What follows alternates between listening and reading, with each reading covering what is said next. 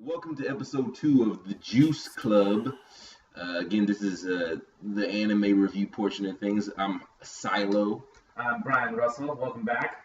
All right, so today we're going to talk about it was episode 112 of Dragon Ball Super. It was essentially just Kaba versus the Mona, the Roly lady. Or BB-8. BB-8, yeah. Exactly. Yeah, so what do you think? I mean, Mona, a little bit stronger than I thought she would be, but obviously Kaba went after her, got beat up a little bit. What are your initial thoughts of just the fight? We'll talk about, what actually went on a little bit on the side pieces, but what about the actual fight? What do you think about it? The fight, I thought it was, it was a decent fight. It wasn't like anything crazy. It was, like I said, she was a little stronger than we thought. It was she kind of went in line with what I thought might be her character trait before, as far as she's one of those really big people, just because of her mass, she's just uses that to basically just run over everything. Yeah, and it's honestly the same thing that I thought she was going to do. It was kind of cool that she kind of, stomped on him while he was on the ground, just kept spinning. Kind of reminiscent of like a Sonic the Hedgehog kind of thing. I was like, that must hurt to be under there. Like, if you just think of the physics of it, I was like, that would suck to just. Oh no, yeah, that'd be like a bulldozer, like a wrecking ball on you, and just like just squishing you. You'd be paced after that. Like, yeah, you'd be paced. Yeah, the thing I thought that was interesting is that Kaba even stepped up to take that fight, though. He was like, I thought it was like, okay, cool, it's going to be Khalifa. She's going to, take a crack at it, and then maybe Kaba will come in. But Kaba's like, no, save your stamina. This is mine. Calls it a secret weapon for some reason. We talked a little bit about that, and we'll talk about that now. What do you think she's going to do? Like, how strong is Khalifa at this point?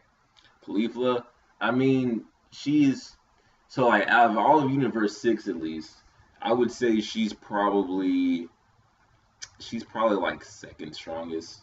It's debatable between her and Kale, because Kale has that rage boost and where she was able to like take, the Berserkers. She was able to take super low power Super Saiyan Blue Goku, which we haven't seen Khalifa do anything. But as far as like a overall well-rounded fighter, I would say like from a martial arts standpoint, Khalifa would probably be the strongest. Yeah, and Kale doesn't know what she's doing with that Berserker. Yeah, she has the power, but she doesn't like. I think if it was Kale versus Khalifa, and like Khalifa knowing how Kale, like her Berserker form was and all that kind of stuff, I feel like she would probably win just off of tactics. Not saying that she's necessarily the most tactful person, but just. So is she stronger than Kaba at this point?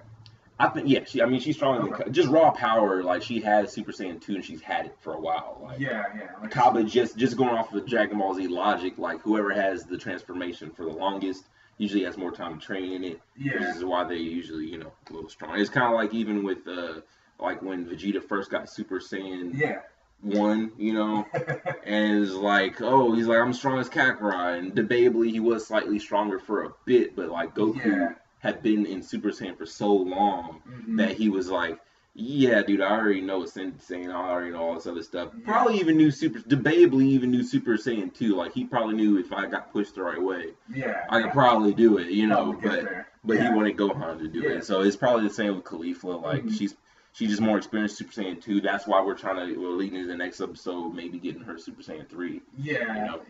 But let's talk about Vegeta for a second, because he was all over the episode. His handprints were all over it. Yeah. Vegeta, so he's taking this whole master and student thing pretty seriously. Yeah.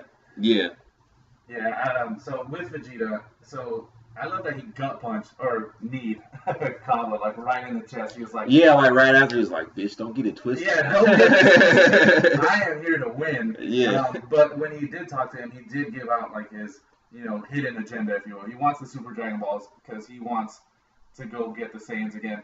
His wish was a little vague, I guess, for me. I'm not sure if he means save all of Universe 6, or if he's just going to go and say, I want Planet Sagala back and put it in Universe 7 or something. It was kind of vague. I mean, he said he's definitely going to make sure that their universe comes back.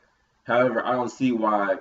Knowing Vegeta, I feel like that was probably his initial, that's like just what he wants to get done. But like when the time comes, if say they're about to decide on, what the wish is, I'm sure like maybe Gohan or somebody like that, or even Piccolo would be like, Vegeta, why don't you just list back all the universes? Or let's see if we can list back all the universes. And like, yeah, that makes sense. Let me try it out. Yeah, because the Super Dragon Balls go to the MVP. We're talking Vegeta right now. He has the most, knockouts.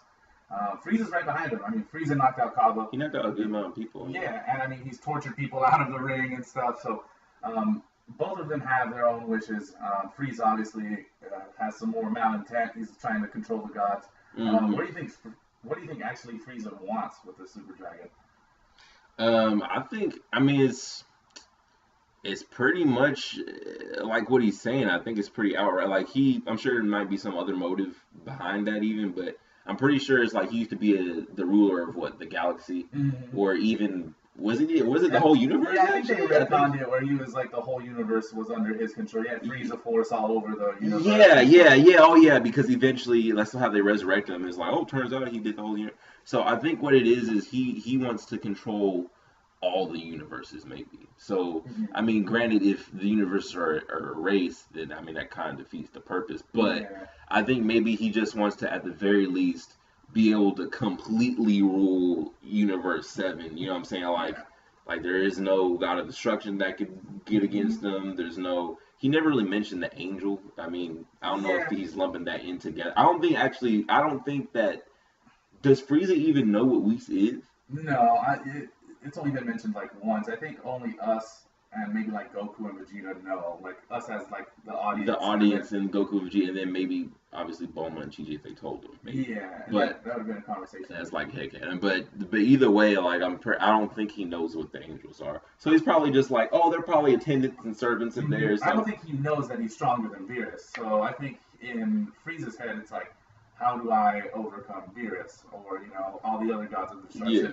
He just sees the angels and he's like, oh, they're just the attendants, like you said. Like, yeah, he's probably not even thinking about that. So, but yeah, I think his overall goal is basically just to be like the end all be all ruler, if not above Zeno. But I don't think. Yeah, the only thing I guess it's not a problem. I guess I'm just picking at it at this point, but that just makes Frieza the big overall villain again. So he had like the longest saga in Z. He had his whole little segment, his own movie, and everything. And then they brought him back, which was cool because obviously he is a great addition to the Universe 17. Yeah, he's cool. Yeah. But you're bringing him back again, so it's like, is this the Frieza show again? What's happening? Yeah, I hope that. I don't think Toriyama will go that route again. I mean, just because he's already. Maybe Frieza might try something and then it doesn't work out, but I don't think that they'll actually let it to where he actually gets the Super Dragon Balls. Or even if he is like the last one standing, somehow Zeno will be like, oh, but he was cool, I like it, and he's still alive, so I want, Yeah, and we think MVP could be, most knockouts. It could just be who looks the coolest. It could literally just be like he looked the coolest or he had the coolest move and he's still not dead yet. So you win. What's your win? It's a kid ruling the universes, pretty much. It's a child.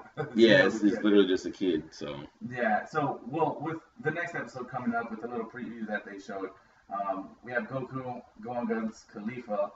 Apparently they're going to go against him 2-on-1 then, him and Kale. In the preview they just showed Goku versus Khalifa, but in his dialogue he's like they're trying to double team. So yeah, they're coordinated attacks and everything. So the dialogue also brought up Super Saiyan 3, which is interesting because at this point I think Super Saiyan 3 is just a wasteful transformation. It is. I don't know. Like, I mean, maybe because Goku, if I recall correctly, what was the Battle of Gods movie where he used Super Saiyan 3 against Beerus and it got destroyed, two-piece. But it didn't look like he was really draining. Like he usually every time he mentions Super Saiyan 3, he's like, "Oh man, Super Saiyan 3, but gotta conserve my stamina." It seemed like maybe for Goku, it's not really affecting him as much anymore. Kind of like with Kaioken. So because he uses Kaioken all the time now. And after the first time he used it, he had that whole hiccup where he couldn't control his powers or anything. And now he just fucking spams it. So it goes to 20. So I'm pretty sure maybe for. It could either be Goku is just like, I mean, he's beaten fuck down, and he's like, shit, I gotta take on Kale, who it seems like she's somewhat been able to control her berserker form. Yeah. And fucking Khalifa, who's Super Saiyan 2.